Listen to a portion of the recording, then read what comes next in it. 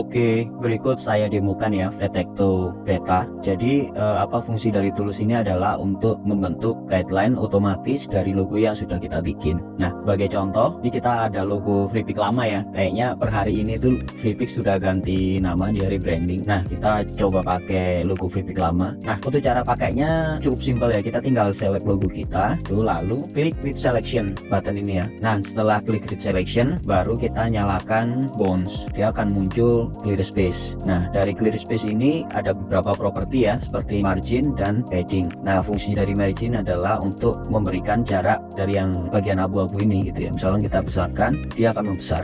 Begitupun kalau kita kecilkan. Nah, untuk padding adalah yang area dalam. Kalau kita besarkan, dia akan membesar. Oke, lalu ada stroke width ya. Nah, nanti kalau kita rubah nilainya, stroke-nya itu akan berubah ukuran. Nah, untuk warnanya juga bisa kita rubah seperti margin color dan stroke color. Misalkan margin color kita rubah seperti ini. Nah, lalu ada stroke color warna abu-abu yang lebih tua ya. Nah, seperti ini.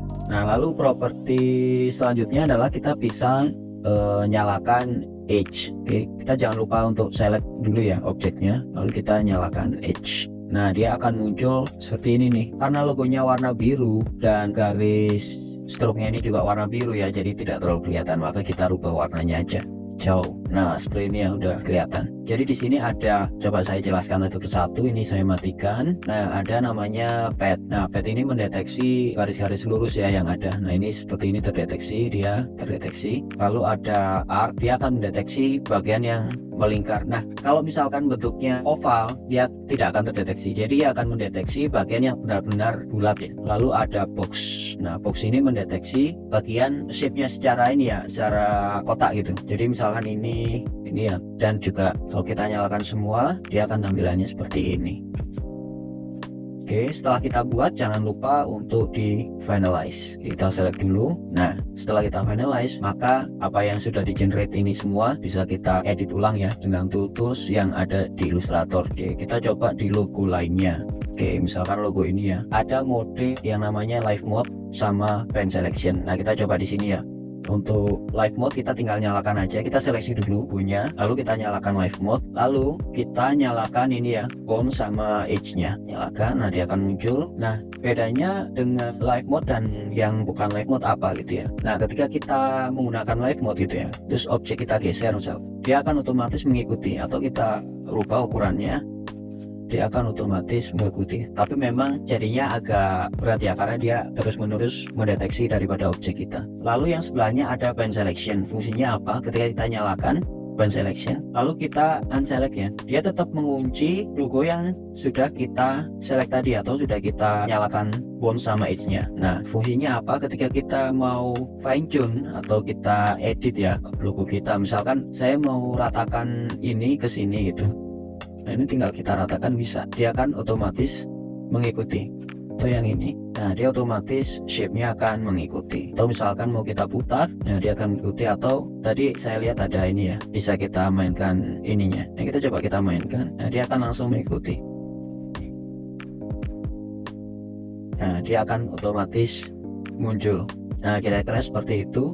Kalau misalkan sudah selesai, kita langsung finalize. Nah, ini udah bisa kita edit secara manual ya. Kita sesuaikan sesuai selera kita. Nah, untuk live mode kita udah coba, pen selection juga sudah. Nah, ada satu fitur lagi yang baru ditambahkan ya untuk di versi beta 0.2.1. Jadi ketika kita select, kita live mode, lalu kita nyalakan bounce. Misalkan kita mau custom ukuran daripada margin ya, clear space-nya itu sesuai dengan shape yang kita mau. Nah, kita bisa nyalakan live mode dan pen selection. Jangan lupa shape-nya kita nyalakan, lalu kita select objek yang pengen kita jadikan acuan. Jadi kita misalkan ambil bullet ini ya, ambil bullet ini, lalu kita klik guide. Nah, dia akan merekam ke sini dan dia akan otomatis menjadi guide ya, ukuran daripada margin, dan marginnya di sini jadi disable. Nah, bagaimana kalau kita tidak jadi menggunakan ini, kita tinggal delete aja gitu, dia akan kembali ke versi awal. Nah, kita coba pakai ya. Nah, lalu setelah selesai kita tinggal finalize. Tinggal kita sesuaikan lagi ya dengan tools yang ada di Illustrator. Nah, kira-kira gitu untuk Tic-Tac-Toe versi beta ya. Nah, nanti teman-teman kira-kira kalau misalkan ada yang tertarik untuk mencoba versi beta ini, nanti teman-teman tinggal kirimkan DM ke saya ya, ke inbox saya. Nah, nanti akan saya kirimkan versi betanya ini. Karena masih versi beta dan masih close test ya, nanti mungkin terbatas. Nah, kira-kira seperti itu. Terima kasih banyak sudah menonton review beta dari Tic-Tac-Toe. Terima kasih.